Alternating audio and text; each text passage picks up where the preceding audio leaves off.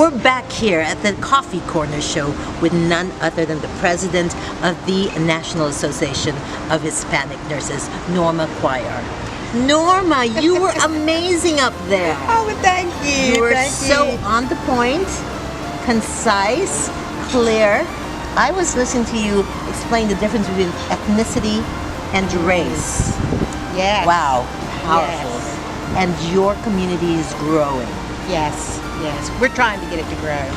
Yes. And you spoke about your priority and what you see or hold as important in the future. Absolutely. Talk to them about that, because they weren't at the seminar I was going. Well, I think the first point to consider is being Hispanic or Latino is an ethnicity, not a race. A race is African American, white.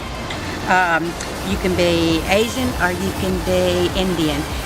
Ethnicity is being Latino, and you can be a white Latino, you can be a black Latino, you can be an Asian Latino, and you can either be an Indian Latino.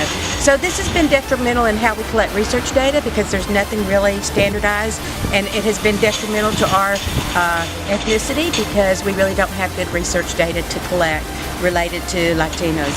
The other piece of that is whether you're Hispanic or Latino, and I didn't get a chance to do that. Latino is being from Latin America, and being Latino versus being Spanish from a Spanish culture. So Spain is a Spanish culture, but Spain is not Latino. Same thing with Brazil. Brazil is Latino, but they are not Spanish because they speak Portuguese. So I think it's very important for people to understand the difference between Latino and Hispanic. As far as nursing, we are very concerned because the number of nurses that are Latino is right about 8%, and they predict that it'll stay right at 8%. But the concern is that the Latino population is growing, and we know that the population of Latinos will probably be up to 25 to 30% in 20-25 years, and we only have 8% of the workforce being Latinos. And this is important because you talk about health literacy, you talk about issues with cultural diversity or cultural congruency and caring for our Latino population. So that's a big concern too, and we're doing a lot of things to try and work on that and to encourage young Latinos to consider nursing as a career option. Talk to me why it's important to gather accurate data when it comes to organizations like yours. Well, I think if you look at even the nurses that are registered nurses, do we really know if they're Hispanic or Latino? If you have a choice whether to put white or Hispanic, or black or Hispanic as a race, which one are you going to choose? Are you going to choose being black, or are you going to choose Hispanic? So, and then a lot of people say white, non-Hispanic. Well, I am white and I can be Hispanic. So what category do I get to be put in? So it's just a misrepresentation, and we're not collecting accurate data. So we need to make sure that people understand that being Hispanic, you can be any of the races. So I can be black, I can be white, or whatever, and I can still be Hispanic. An example of that is if an Asian was living in Mexico City and was raised and grew up there, they may be Latino, but they are Asian as a race. Have you thought of a solution to this problem? Education.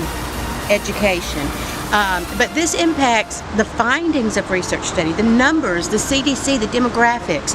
It impacts, when you say... The grants, I would think, that you may or may not receive. So if I want to ask the Board of Nursing how many people are Latino, and I look at their categories and how they've phrased it or collected it, it may not be accurate. So do we really know the right numbers?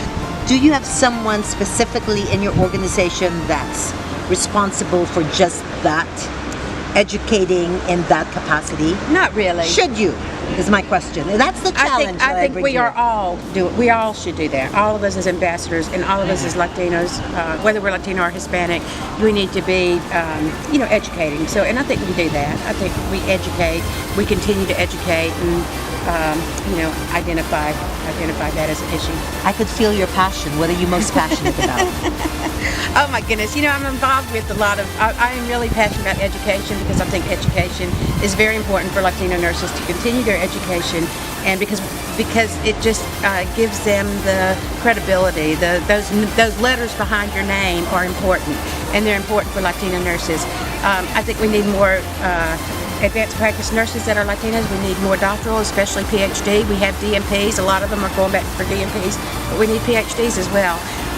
Education is my passion in improving the healthcare outcomes for Latinos, in the communities. I think all of our members are very passionate about that. What is your top priority for the year of your term as president? Education.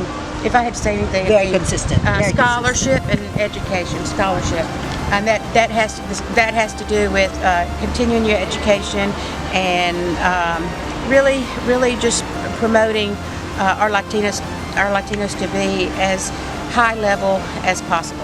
I could hear a tinge of a Midwestern accent. Oh no, Southern. Okay, that's what it is. Southern. Okay, well, we'll be right back. The one and only Norma Cuellar, Thank you. the Thank president you. of the National Association of Hispanic Nurses. Very good. You did good. We'll be right back. Thank you.